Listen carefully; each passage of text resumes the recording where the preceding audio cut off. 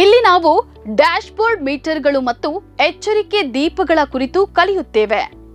ಈಗ ನೀವು ವಿವಿಧ ರೀತಿಯ ಮೀಟರ್ಗಳು ಮತ್ತು ಅವುಗಳ ಉಪಯೋಗಗಳನ್ನು ತಿಳಿದುಕೊಳ್ಳಲು ಸಾಧ್ಯವಾಗುತ್ತದೆ ಮತ್ತು ಪ್ರತಿ ಎಚ್ಚರಿಕೆ ದೀಪಗಳ ಉದ್ದೇಶವನ್ನು ವಿವರಿಸಬಹುದು. ಆಧುನಿಕ ಡ್ಯಾಶ್ಬೋರ್ಡ್ ವ್ಯಾಪಕ ಶ್ರೇಣಿಯ ಗೇಜ್ಗಳು, ಹವಾಮಾನ ನಿಯಂತ್ರಣ ವ್ಯವಸ್ಥೆಗಳು, ಮನರಂಜನಾ ವ್ಯವಸ್ಥೆಗಳು ಇತ್ಯಾದಿಗಳನ್ನು ಒಳಗೊಂಡಿದೆ. ಇದು ಅಗತ್ಯವಿರುವಂತೆ ಸರಿಯಾದ ಹೆಜ್ಜೆಯನ್ನ ತೆಗೆದುಕೊಳ್ಳಲು ಚಾಲಕನಿಗೆ ಸಹಾಯ ಮಾಡುವ ವಿವಿಧ ಎಚ್ಚರಿಕೆ ದೀಪಗಳನ್ನು ಸಹ ಒಳಗೊಂಡಿದೆ. ವಿವಿಧ ಡ್ಯಾಶ್ಬೋರ್ಡ್ ಎಚ್ಚರಿಕೆ ದೀಪಗಳು ಮತ್ತು ಅವುಗಳ ಉದ್ದೇಶಗಳು ಹೀಗಿವೆ. ವಿವಿಧ ರೀತಿಯ ಮೀಟರ್ಗಳು ಮತ್ತು ಅವುಗಳ ಉಪಯೋಗಗಳನ್ನು ನೋಡೋಣ. ಓಡೋಮೀಟರ್ ಎಂಬುದು ಮೋಟಾರ್ ಸೈಕಲ್ ಮತ್ತು ಮೋಟಾರ್ ವಾಹನ, ಆಟೋಮೊಬೈಲ್ನಂತಹ ವಾಹನವು ಪ್ರಯಾಣಿಸುವ ದೂರವನ್ನು ಸೂಚಿಸುವ ಸಾಧನವಾಗಿದೆ. ಸಾಧನವು ಎಲೆಕ್ಟ್ರಾನಿಕ್, ಯಾಂತ್ರಿಕ ಅಥವಾ ಎರಡರ ಸಂಯೋಜನೆಯಾಗಿರಬಹುದು. ಪ್ರತಿ ರೈಡ್ನ ಸಣ್ಣ ಟ್ರಿಪ್ಗಳ ಸಂದರ್ಭದಲ್ಲಿ ಇದನ್ನು ಟ್ರಿಪ್ ಮೀಟರ್ ಎಂದು ಕರೆಯುತ್ತಾರೆ. ದೂರ ಮಾಪಕದಲ್ಲಿ ಉಲ್ಲೇಖಿಸಲಾದ ದೂರವು ಸಾಮಾನ್ಯವಾಗಿ ಕಿಲೋಮೀಟರ್ಗಳಲ್ಲಿರುತ್ತದೆ. ಸ್ಪೀಡೋಮೀಟರ್ ಅಥವಾ ಸ್ಪೀಡ್ ಮೀಟರ್ ಎನ್ನುವುದು ವಾಹನದ ತ್ವರಿತ ವೇಗವನ್ನು ಅಳೆಯುವ ಮತ್ತು ಪ್ರದರ್ಶಿಸುವ ಗೇಜ್ ಆಗಿದೆ. ಪ್ರದರ್ಶನವನ್ನು ತೋರಿಸಿರುವ ಘಟಕವು ಕಿಲೋಮೀಟರ್ ಅಥವಾ ಅವರ್ನಲ್ಲಿದೆ. ಪ್ರಸ್ತುತ ದಿನಗಳಲ್ಲಿ ಅನಲಾಗ್ ಮತ್ತು ಡಿಜಿಟಲ್ ಮೀಟರ್ಗಳು ಲಭ್ಯವಿವೆ.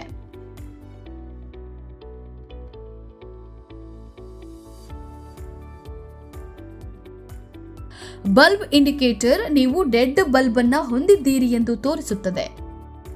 ಎಲ್ಲ ಕಾರುಗಳು ಇದನ್ನ ಹೊಂದಿಲ್ಲ, ಆದರೆ ಇದು ಸಹಾಯಕವಾದ ಎಚ್ಚರಿಕೆಯಾಗಿದೆ. ಸೆಟ್ ವೇಗವನ್ನು ಕಾಪಾಡಿಕೊಳ್ಳಲು ವೇಗವರ್ಧಕ ಆರಂಭಿಕ ಮಟ್ಟವನ್ನು ಪ್ರದರ್ಶಿಸಲು ಕ್ರೂಸ್ ನಿಯಂತ್ರಣ ಸೂಚಕವನ್ನು ಬಳಸಲಾಗುತ್ತದೆ. ಕ್ರೂಸ್ ಕಂಟ್ರೋಲ್ ಆನ್ ಆಗಿದೆ ಎಂದು ಇದು ನಿಮಗೆ ನೆನಪಿಸುತ್ತದೆ. ಟ್ರಾಕ್ಷನ್ ನಿಯಂತ್ರಣ ಸೂಚಕವು ಎಳೆತ ನಿಯಂತ್ರಣವು ಆಫ್ ಆಗಿದೆ ಎಂದು ಹೇಳುತ್ತದೆ. ಬ್ಲಿಂಕಿಂಗ್ ಎಳೆತ ನಿಯಂತ್ರಣ ಬೆಳಕು ವ್ಯವಸ್ಥೆಯು ಚಕ್ರ ತಿರುಗುವಿಕೆಯನ್ನು ತಡೆಯುತ್ತಿದೆ ಎಂದು ಸೂಚಿಸುತ್ತದೆ. ಈ ಸಂದರ್ಭದಲ್ಲಿ ಅನಿಲವನ್ನು ಸ್ವಲ್ಪ ಬಿಡಿ ಮತ್ತು ಸ್ವಲ್ಪ ನಿಧಾನವಾಗಿ ಚಾಲನೆ ಮಾಡಿ.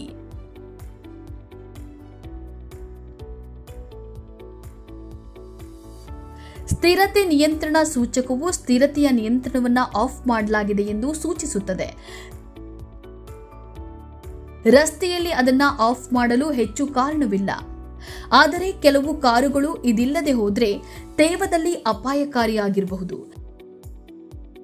ಸ್ಥಿರತೆ ನಿಯಂತ್ರಣ ವ್ಯವಸ್ಥೆಯು ನಿಯಂತ್ರಣದ ನಷ್ಟವನ್ನು ಸಕ್ರಿಯವಾಗಿ ತಡೆಯುತ್ತದೆ ಎಂದು ಬ್ಲಿಂಕಿಂಗ್ ಲೈಟ್ ಸೂಚಿಸುತ್ತದೆ. ಇದು ಸಂಭವಿಸಿದಲ್ಲಿ ಗಮನ ಕೊಡಿ.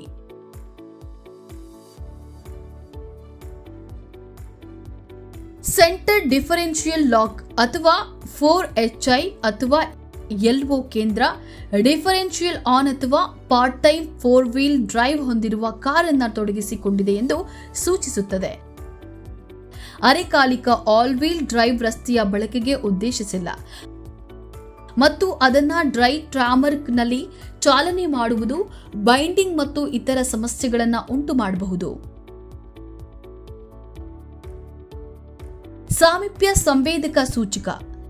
ಕೆಲವು ಕಾರುಗಳು ಕೇವಲ ಹಿಂಭಾಗದ ಬಂಪರ್ ಬದಲಿಗೆ ಸಾಮೀಪ್ಯ ಸಂವೇದಕಗಳನ್ನು ಹೊಂದಿರುತ್ತವೆ. ಇದು ನಿಮ್ಮ ದೊಡ್ಡ ತೊಡಕಿನ ನಿಲುಗಡೆಗೆ ಸಹಾಯ ಮಾಡುತ್ತದೆ. ಬಿಗಿಯಾದ ಪಾರ್ಕಿಂಗ್ ಸ್ಥಳಗಳಲ್ಲಿ, ವಾಹನ ಟ್ರಾಫಿಕ್ನಲ್ಲಿ, ಮೋಟಾರ್ ಸೈಕ್ಲಿಸ್ಟ್ಗಳು ಮತ್ತು ಪಾದಚಾರಿಗಳು ನಿಮ್ಮ ಸುತ್ತಲೂ ಫಿಲ್ಟರ್ ಮಾಡುವುದರಿಂದ ಇದು ನಿರಂತರ ಜೇಂಕರಿಸುತ್ತದೆ. ಅದು ಆನ್ ಆಗಿದೆಯೇ ಅಥವಾ ಆಫ್ ಆಗಿದೆಯೇ ಎಂಬುದನ್ನು ಗುರುತಿಸುವುದು ಸ್ಕ್ರಾಪ್ ಅನ್ನು ತಡೆಯಲು ಸಹಾಯ ಮಾಡುತ್ತದೆ. ಎಕಾನ್ ಸೂಚಕ. ಇದು ವಿಭಿನ್ನ ಕಾರುಗಳಲ್ಲಿ ವಿಭಿನ್ನ ವಿಷಯಗಳನ್ನು ಅರ್ಥೈಸಬಲ್ಲದು. ಎಕಾನಮಿ ಮೋಡ್ ತೊಡಗಿಸಿಕೊಂಡಿದೆ ಎಂದು ಹೇಳಲು ಕೆಲವು ಕಾರುಗಳು ಇದನ್ನು ಬಳಸುತ್ತವೆ, ಅಂದರೆ ವೇಗವರ್ಧಕ ಮತ್ತು ಪ್ರಸರಣವು ಅವುಗಳ ಅತ್ಯಂತ ಶಾಂತ ಮೋಡ್ನಲ್ಲಿವೆ. ಸಿಲಿಂಡರ್ ನಿಷ್ಕ್ರಿಯಗೊಳಿಸುವಿಕೆಯೊಂದಿಗೆ ಕೆಲವು ಕಾರುಗಳಲ್ಲಿ ಸಿಸ್ಟಮ್ ಆನ್ ಆಗಿದೆ ಎಂದು ಇದು ನಿಮಗೆ ಹೇಳುತ್ತದೆ. ಇತರ ಕಾರುಗಳಲ್ಲಿ ನೀವು ಎಕನಾಮಿಕಲ್ ರೀತಿಯಲ್ಲಿ ಚಾಲನೆ ಮಾಡುವಾಗ ಇದು ಬೆಳಗುತ್ತದೆ. ಪರಿಣಾಮಕಾರಿ ಚಾಲನೆಗಾಗಿ ಇದನ್ನ ತರಬೇತಿ ಸಾಧನವಾಗಿ ಬಳಸಬಹುದು. ಇತರ ಕಾರುಗಳು ಬಣ್ಣ ಬದಲಾಯಿಸುವ ಡ್ಯಾಶ್ ದೀಪಗಳನ್ನು ಬಳಸುತ್ತವೆ.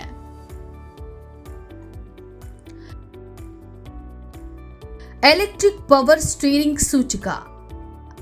ಇದು ಇಪಿಎಸ್ ವ್ಯವಸ್ಥೆಯಲ್ಲಿ ದೋಷವನ್ನು ಸೂಚಿಸುತ್ತದೆ. ಇದು ಸಹಾಯಕ ಮೋಟಾರ್ನ ತಾತ್ಕಾಲಿಕ ಮಿತಿ ಮೀರಿದ ಅಥವಾ ಪ್ರಮುಖ ದೋಷವನ್ನು ಅರ್ಥೈಸಬಲ್ಲ ವ್ಯವಸ್ಥೆ. ಎಲೆಕ್ಟ್ರಿಕ್ ಸ್ಟೀರಿಂಗ್ ಮೋಟಾರ್ಗಳು ಸಾಮಾನ್ಯವಾಗಿ ಸಾಂದ್ರವಾಗಿರುತ್ತವೆ. ನೀವು ಬಿಗಿಯಾದ ಗ್ಯಾರೇಜ್ನಲ್ಲಿ 30 ಪಾಯಿಂಟ್ ತಿರುವು ಮಾಡುತ್ತಿರುವಾಗ ಅಥವಾ ನೀವು ಬಿಗಿಯಾದ ಆಟೋಕ್ರಾಸ್ನಲ್ಲಿ ಇದು ಸಂಭವಿಸಬಹುದು. ಇದು ತಣ್ಣಗಾಗಲು ಅವಕಾಶ ಕೊಡಿ ಮತ್ತು ಸಮಸ್ಯೆ ಸರಿ ಹೋಗಬಹುದೇ ನೋಡಿ. ಇಲ್ಲದಿದ್ದರೆ ಚೆಕ್ ಆಫ್ ಮಾಡಿಸಿ. ಗೋ ಪ್ಲಗ್ ಸೂಚಕ. ಸ್ಪಾರ್ಕ್ ಪ್ಲಗ್ಗಳ ಕೊರತೆ ಡೀಸೆಲ್ಗಳು ತಮ್ಮ ಇಂಧನವನ್ನು ಸುಡಲು ಒತ್ತಡ ಮತ್ತು ಶಾಖವನ್ನು ಅವಲಂಬಿಸಿವೆ. ನೀವು ಮೊದಲು ಬೆಳಗ್ಗೆ ಅದನ್ನು ಪ್ರಾರಂಭಿಸಿದಾಗ ದಹನ ಕೊಠಡಿಯಲ್ಲಿ ಸ್ವಲ್ಪ ಶಾಖ ಇರುವುದರಿಂದ ಗ್ಲೋ ಪ್ಲಗ್ಗಳು ಇಂಜೆಕ್ಟರ್ಗಳಿಂದ ಹೊರಬರುವ ಇಂಧನವನ್ನು ಬಿಸಿ ಮಾಡುತ್ತದೆ ಮತ್ತು ಎಂಜಿನ್ ಅನ್ನು ಪ್ರಾರಂಭಿಸಲು ಉತ್ತಮ ಅವಕಾಶವನ್ನು ನೀಡುತ್ತದೆ. ನೀವು ಇಗ್ನಿಷನ್ ಅನ್ನು ಆನ್ ಸ್ಥಾನಕ್ಕೆ ಬದಲಾಯಿಸಿದ ನಂತರ ಬೆಳಕು ಸಂಕ್ಷಿಪ್ತವಾಗಿ ಆನ್ ಆಗಬೇಕು. ಒಮ್ಮೆ ಅದು ಆಫ್ ಆದ ನಂತರ ಕಾರನ್ನು ಪ್ರಾರಂಭಿಸಲು ಪ್ಲಗ್ಗಳು ಬಿಸಿಯಾಗಿರುತ್ತದೆ. ಮಿನುಗುವ ದೀಪವು ಬಸ್ಟೆಡ್ ಪ್ಲಗ್ಗಳನ್ನು ಸೂಚಿಸಬಹುದು, ಆದರೆ ಕೆಲವು ಕಾರುಗಳು ಗ್ಲೋ ಪ್ಲಗ್ ಲೈಟ್ ಅನ್ನು ಕೆಟ್ಟ ಇಂಜೆಕ್ಟರ್ಗಳಿಂದ ಹಿಡಿದು ಎಕ್ಸಾಸ್ಟ್ ಗ್ಯಾಸ್ ರಿಸರ್ಕ್ಯುಲೇಷನ್ ವಾಲ್ವ್ ಸಮಸ್ಯೆಗಳವರೆಗಿನ ಸಮಸ್ಯೆಗಳಿಗೆ ಕ್ಯಾಚ್ ಸೂಚಕವಾಗಿ ಬಳಸುತ್ತವೆ. ಅದನ್ನು ಆದಷ್ಟು ಬೇಗ ಪರಿಶೀಲಿಸಿಕೊಳ್ಳಿ. ಎಂಜಿನ್ನಲ್ಲಿನ ಸಂವೇದಕಗಳು ಮತ್ತು ಎಲೆಕ್ಟ್ರಾನಿಕ್ ಉಪಕರಣಗಳೊಂದಿಗಿನ ಯಾವುದೇ ಸಮಸ್ಯೆಗಳು ಅಥವಾ ದೋಷಗಳನ್ನು ಪರಿಶೀಲಿಸಿ. ಎಂಜಿನ್ ಬೆಳಕು ಅವುಗಳಲ್ಲಿ ಕೆಲವು ಗಂಭೀರವಾಗಿದೆ. ಅತ್ಯಂತ ಸಾಮಾನ್ಯವಾದ ಕಾರಣವೆಂದರೆ ಬಸ್ಟೆಡ್ ಎಕ್ಸಾಸ್ಟ್ ಆಮ್ಲಜನಕ ಸಂವೇದಕ. ಇದು ಹೊರಸೂಸುವಿಕೆಗೆ ಕೆಟ್ಟದಾಗಿದೆ, ಆದರೆ ನಿಮ್ಮ ಕಾರನ್ನು ಓಡಿಸುವುದನ್ನು ತಡೆಯುವುದಿಲ್ಲ. ಇತರ ಸಾಮಾನ್ಯ ಕಾರಣಗಳಲ್ಲಿ ಇಗ್ನಿಷನ್ ಕಾಯಿಲ್ ಮತ್ತು ಗ್ಯಾಸೋಲಿನ್ ಕಾರುಗಳಲ್ಲಿನ ಸ್ಪಾರ್ಕ್ ಪ್ಲಗ್ ಸಮಸ್ಯೆಗಳು ಅಥವಾ ನಿಮ್ಮ ಇಂಜಿನ್ ಅನ್ನು ಸಂತೋಷವಾಗಿರಿಸುವ ಡಜನ್ ಬೇಸ ಸಂವೇದಕಗಳೊಂದಿಗಿನ ಸಮಸ್ಯೆಗಳು ಸೇರಿವೆ. ಇದು ಏನೂ ಗಂಭೀರವಾಗಿಲ್ಲ ಎಂದು ನೀವು ಭಾವಿಸಿದ್ರೂ ಅದನ್ನು ನಿರ್ಲಕ್ಷಿಸಬೇಡಿ.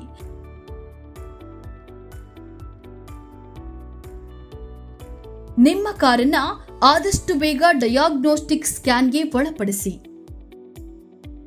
ಸೀಟ್ ಬೆಲ್ಟ್ ಸೂಚಕವು ಚಾಲಕ ಸೀಟ್ ಬೆಲ್ಟ್ ಧರಿಸಿಲ್ಲ ಎಂದು ಸೂಚಿಸುತ್ತದೆ.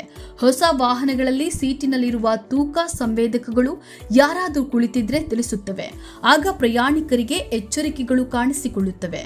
ಚಾಲಕ ಅಥವಾ ಪ್ರಯಾಣಿಕರು ಬೆಲ್ಟ್ ಇಲ್ಲದೆ ಉಳಿದಿದ್ರೆ ಎಚ್ಚರಿಕೆಯ ಗಂಟೆ ಧ್ವನಿಸುತ್ತದೆ. ಅದನ್ನು ನಿರ್ಲಕ್ಷಿಸಬೇಡಿ. ಸೀಟ್ ಬೆಲ್ಟ್ ಬಳಕೆಯು ಅಪಘಾತದಲ್ಲಿ ಗಾಯದ ಸಾಧ್ಯತೆಯನ್ನ 50% ಕಡಿಮೆ ಮಾಡುತ್ತದೆ ಎಂದು ಅಧ್ಯಯನಗಳು ತೋರಿಸುತ್ತವೆ. ಸೀಟ್ ಬೆಲ್ಟ್ ಇಲ್ಲದೆ ಏರ್ ಬ್ಯಾಗ್ನಿಂದ ಹೊಡೆದ್ರೆ ಅದು ಮಾರಣಾಂತಿಕವಾಗಬಹುದು. ಏರ್ ಬ್ಯಾಗ್ ಸೂಚಕವು ಏರ್ ಬ್ಯಾಗ್ಗಳು ಅಥವಾ ಏರ್ ಬ್ಯಾಗ್ ಸಂವೇದಕದೊಂದಿಗೆ ಅಸಮರ್ಪಕ ಕಾರ್ಯವನ್ನು ಸಂಕೇತಿಸುತ್ತದೆ.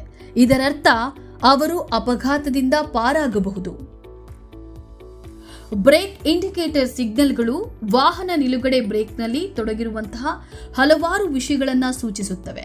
ಆದ್ದರಿಂದ ಅದನ್ನು ಬಿಡಿಸಿ. ಪಾರ್ಕಿಂಗ್ ಬ್ರೇಕ್ ಸಂವೇದಕವು ಜೋಡಣೆಯಿಂದ ಹೊರಗಿದೆ, ಆದ್ದರಿಂದ ಅದನ್ನು ಸರಿಯಾಗಿ ಸರಿಪಡಿಸಿ. ಬ್ರೇಕ್ ದ್ರವದ ಮಟ್ಟ ಕಡಿಮೆಯಾಗಿ 2 ಬ್ರೇಕಿಂಗ್ ಸರ್ಕ್ಯೂಟ್ಗಳ ನಡುವಿನ ಹೈಡ್ರಾಲಿಕ್ ಒತ್ತಡವು ಹೊಂದಿಕೆಯಾಗುವುದಿಲ್ಲ. ಇದು ಸಂಭವನೀಯ ದ್ರವ ಸೋರಿಕೆಯನ್ನು ಅರ್ಥೈಸಬಲ್ಲದು. ಹಾಗೆಯೇ ಬ್ರೇಕಿಂಗ್ ಕಾರ್ಯಕ್ಷಮತೆ ಕಡಿಮೆಯಾಗಿದೆ ಅಥವಾ ಸಂಪೂರ್ಣವಾಗಿ ಇರುವುದಿಲ್ಲ. ಬೆಳಕು ಆಫ್ ಆಗಲು ಕಾಯಬೇಡಿ. ನೀವು ಹೊರಗೆ ಹೋಗುವ ಮೊದಲು ಪ್ರತಿದಿನ ಬೆಳಗ್ಗೆ ನಿಮ್ಮ ದ್ರವವನ್ನು ಪರೀಕ್ಷಿಸಿ, ಯಾಕಂದ್ರೆ ಕೆಲವೊಮ್ಮೆ ಎಚ್ಚರಿಕೆಯ ಬೆಳಕು ತುಂಬಾ ತಡವಾಗಿ ಬರುತ್ತದೆ. ಕೆಲವು ಹೊಸ ಕಾರುಗಳು ಬ್ರೇಕ್ ಪ್ಯಾಡ್ ಎಚ್ಚರಿಕೆ ದೀಪವನ್ನು ಹೊಂದಿದ್ದು ಪ್ಯಾಡ್ಗಳನ್ನು ಬದಲಾಯಿಸಬೇಕಾದ್ರೆ ಅದು ಆಫ್ ಆಗುತ್ತದೆ. ABS ಸೂಚಿಕ. ಕೆಲವು ಕಾರುಗಳು ಪ್ರತ್ಯೇಕ ABS ಲೈಟ್ ಅನ್ನು ಹೊಂದಿದ್ದು ಅದು ABS ಸಿಸ್ಟಂನಲ್ಲಿ ಸಮಸ್ಯೆಯನ್ನು ಸೂಚಿಸುತ್ತದೆ. ಇದು ಸ್ಥಗಿತಗೊಂಡ್ರೆ ಆಂಟಿ-ಲಾಕ್ ಬ್ರೇಕಿಂಗ್ ಎಂದರ್ಥ. ಸಿಸ್ಟಮ್ ಅಸಮರ್ಪಕವಾಗಿ ಕಾರ್ಯನಿರ್ವಹಿಸಿ ಮತ್ತು ಆಡ್ ಬ್ರೇಕಿಂಗ್ ಅಡಿಯಲ್ಲಿ ಬ್ರೇಕ್ಗಳು ಲಾಕ್ ಆಗಬಹುದು. ಈ ವೇಳೆ ಕಾರನ್ನು ತಕ್ಷಣವೇ ಸರ್ವಿಸ್ ಮಾಡಲು ತನ್ನಿ. ತಾಪಮಾನ ಮಾಪಕಗಳನ್ನು ಹೊಂದಿರುವ ಕೆಲವು ಹಳೆಯ ಕಾರುಗಳು ಕೇವಲ ಕೆಂಪು ಬೆಳಕನ್ನು ಹೊಂದಿರುತ್ತವೆ. ಆದರೆ ಅನೇಕ ಆಧುನಿಕ ಕಾರುಗಳು ಈ ಚಿಹ್ನೆಯನ್ನು ಹೊಂದಿವೆ. ನಿಮ್ಮ ಎಂಜಿನ್ ಅತಿಯಾಗಿ ಬಿಸಿಯಾಗುತ್ತಿದೆ ಅಥವಾ ಹೆಚ್ಚು ಬಿಸಿಯಾಗುತ್ತಿದೆ ಎಂದು ಇದು ಸೂಚಿಸುತ್ತದೆ. ಇಂತಹ ಸಂದರ್ಭದಲ್ಲಿ ದುಬಾರಿ ಎಂಜಿನ್ ರಿಪೇರಿ ಬಿಲ್ಗಳನ್ನು ತಪ್ಪಿಸಲು ಎಂಜಿನ್ ತಕ್ಷಣವೇ ಕೋಲ್ ಮಾಡಿರಿ. ಆಯಿಲ್ ಲೆವೆಲ್ ಒತ್ತಡ ಎಚ್ಚರಿಕೆ. ಇದು 2 ಲೀಟರ್ಗಿಂತ ಆಯಿಲ್ ಕಡಿಮೆ ಇರುವುದನ್ನು ಸೂಚಿಸುತ್ತದೆ. ನೀವು ಈ ಎಚ್ಚರಿಕೆಯನ್ನು ನೋಡಿದ ಕ್ಷಣದಲ್ಲಿ ನೀವು ತೈಲವನ್ನು ಮೇಲಕ್ಕೆತ್ತಿದರೆ ಯಾವುದೇ ಶಾಶ್ವತ ಹಾನಿ ಸಂಭವಿಸದು. ಆದರೆ ನೀವು ಇದನ್ನು ನಿರ್ಲಕ್ಷಿಸಿದರೆ ನಿಮ್ಮ ಎಂಜಿನ್ ಕೆಲವು ಗಂಟೆಗಳ ಕಾಲ ಬರ್ನರ್ನಲ್ಲಿ ಉಳಿದಿರುವ ಬರ್ನಿಂಗ್ ಪ್ಯಾನ್ ಅಂತೆ ಕಾಣುತ್ತದೆ. ಹೀಗಾಗಿ ಹೊಸ ಎಂಜಿನ್ ಇದಕ್ಕಿಂತಲೂ ದುಬಾರಿ ಇರುತ್ತದೆ. ಹೀಗಾಗಿ ಎಚ್ಚರ ವಹಿಸಿ. ಎಲೆಕ್ಟ್ರಿಕಲ್ ಸಿಸ್ಟಮ್ ಎಚ್ಚರಿಕೆ. ಇದು ಬ್ಯಾಟರಿಯಂತೆ ಕಾಣುತ್ತದೆ. ಅಂದರೆ ಬ್ಯಾಟರಿ ಸಮಸ್ಯೆಗಳು ಆಲ್ಟರ್ನೇಟರ್ ಸಮಸ್ಯೆಗಳನ್ನು ಸಹ ಅರ್ಥೈಸಬಲ್ಲದು. ಆದ್ದರಿಂದ ಸರಳವಾಗಿ ಹೊಸದನ್ನು ಖರೀದಿಸುವುದು ಬ್ಯಾಟರಿ ಸಾಕಾಗದೇ ಇರಬಹುದು. ಅದೃಷ್ಟವಶಾತ್ ನೀವು ಬ್ಯಾಟರಿಯನ್ನು ಬದಲಾಯಿಸಲು ಹೋದಾಗ ಅನೇಕ ಅಂಗಡಿಗಳು ಆವರ್ತಕದ ಚಾರ್ಜಿಂಗ್ ಸಾಮರ್ಥ್ಯವನ್ನು ಪರೀಕ್ಷಿಸಬಹುದು. ಟ್ರಾನ್ಸ್ಮಿಷನ್ ಎಚ್ಚರಿಕೆ ಬೆಳಕು. ಇದು ವಿವಿಧ ರೂಪಗಳಲ್ಲಿ ಬರುತ್ತದೆ ಮತ್ತು ಪ್ರಸರಣವು ಸ್ವತಃ ಅಸಮರ್ಪಕ ಕಾರ್ಯವನ್ನು ಸೂಚಿಸುತ್ತದೆ. ಗೇರ್ ಶಿಫ್ಟ್ ಅಥವಾ ಪ್ರಸರಣ ದ್ರವದ ಮಿತಿಮೀರಿದ ನೀವು ಭಾರವಾದ ಲೋಡ್ಗಳನ್ನು ಸಾಗಿಸುವಾಗ ಟ್ರಕ್ಗಳಲ್ಲಿ ಅಥವಾ ಸ್ವಯಂಚಾಲಿತ ಪ್ರಸರಣದೊಂದಿಗೆ ಹೆಚ್ಚಿನ ಕಾರ್ಯಕ್ಷಮತೆಯ ಕಾರುಗಳಲ್ಲಿ ನೀವು ಅವುಗಳನ್ನು ಸ್ವಲ್ಪ ಹೆಚ್ಚು ಕಠಿಣವಾಗಿ ಓಡಿಸಿದ್ರೆ ನೀವು ಇದನ್ನು ಹೆಚ್ಚಾಗಿ ನೋಡುತ್ತೀರಿ. ಹೀಗಾಗಿ ಪ್ರಸರಣವನ್ನು ತಣ್ಣಗಾಗಲು ಬಿಡುವುದು ಒಳ್ಳೆಯದು. Tyre pressure monitoring system. ಇದು TPMSನಲ್ಲಿಯ ಸಮಸ್ಯೆ ಅಥವಾ ನಿಮ್ಮ ಟೈರ್ಗಳಲ್ಲಿ ಕಡಿಮೆ ಒತ್ತಡವನ್ನು ಸೂಚಿಸುತ್ತದೆ. ತಕ್ಷಣವೇ ಪರಿಶೀಲಿಸಿ. ಕಡಿಮೆ ಒತ್ತಡವು ಟೈರ್ ಅಧಿಕ ಬಿಸಿಯಾಗುವುದರಿಂದ ಹೆದ್ದಾರಿಯಲ್ಲಿ ಬ್ಲೋಔಟ್ ಅಪಾಯವನ್ನು ಹೆಚ್ಚಿಸುತ್ತದೆ. ಮಳೆಯಲ್ಲಿ ಹೈಡ್ರೋಪ್ಲೇನಿಂಗ್ ಅಪಾಯವನ್ನು ನಮೂದಿಸಬಾರದು. ಯಾಕಂದ್ರೆ ಅಗಲವಾದ ಟೈರ್ಗಳು ಕಿರಿದಾವುಗಳಿಗಿಂತ ಹೆಚ್ಚು ಸುಲಭವಾಗಿ ನೀರಿನ ಮೇಲೆ ಜಾರುತ್ತದೆ. High beam ಸೂಚಿಕ. ಈ ಪ್ರಕಾಶಮಾನವಾದ ಐಕಾನ್ ಇತರ ವಾಹನ ಚಾಲಕರಿಗೆ ದೊಡ್ಡ ಅಪಾಯವನ್ನು ಪ್ರತಿನಿಧಿಸುತ್ತದೆ ಮತ್ತು ಫಿಲಿಪೈನ್ಸ್ನಲ್ಲಿ ಹೆಚ್ಚು ನಿರ್ಲಕ್ಷಿಸಲ್ಪಟ್ಟ ಸೂಚಕಗಳಲ್ಲಿ ಒಂದಾಗಿದೆ. ನಿಮ್ಮ ಎತ್ತರದ ಬೀಮ್ಸ್ಗಳನ್ನು ಬಿಡುವುದು ಇತರ ವಾಹನ ಚಾಲಕರಿಗೆ ರಸ್ತೆ ಕಾಣದಂತೆ ಮಾಡಬಹುದು. ಇದು ಭೀಕರ ಅಪಘಾತಗಳಿಗೆ ಕಾರಣವಾಗಬಹುದು. ಮುಂಬರುವ ಟ್ರಾಫಿಕ್ ಇರುವಾಗ ಅಥವಾ ಇನ್ನೊಂದು ಕಾರಿನ ಹಿಂದೆ ಚಾಲನೆ ಮಾಡುವಾಗ ಅವುಗಳನ್ನು ಆಫ್ ಮಾಡಲು ಮರೆಯದಿರಿ. ನಿಮ್ಮ ಮುಂದಿರುವ ಇನ್ನೊಬ್ಬ ವ್ಯಕ್ತಿಯನ್ನ ನೀವು ಸರಳವಾಗಿ ಅನುಸರಿಸಿದಾಗ ನೀವು 2 ಕಿಲೋಮೀಟರ್ ಮುಂದಿನ ರಸ್ತೆಯನ್ನ ನೋಡಬೇಕಾಗಿಲ್ಲ.